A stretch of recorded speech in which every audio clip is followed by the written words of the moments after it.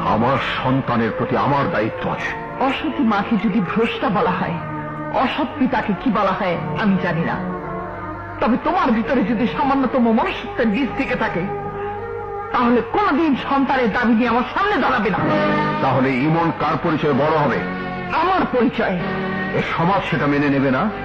পুরুষ শাসিত সমাজকে দুমড়ে মুছে একাকার করে দিয়ে আমি প্রমাণ করব সন্তান প্রতিষ্ঠার জন্য পিতার কোনো প্রয়োজন নেই। ইমন যদি কষ্টে থাকে? থাকবে না। ইমন যদি নিঃসঙ্গ হয়ে পড়ে? পড়বে না। ইমনের মনে যদি পিতৃত্বের অভাবে দুর্ভাগ্যের ঝড় ওঠে? বুকের পাঁচর দিয়ে সে ঝড় আমি রুখবো। তুমি পারবে না, তুমি হেরে যাবে। আমার জীবনের ডিকশনারিতে হার শব্দটি লেখা নেই। It is my challenge. তাহলে তুমি আমার সাথে সব সম্পর্ক ছিন্ন করতে চাইছো? চাইছি নয়, সম্পর্ক ছিন্ন করে ফেলেছি। তুমি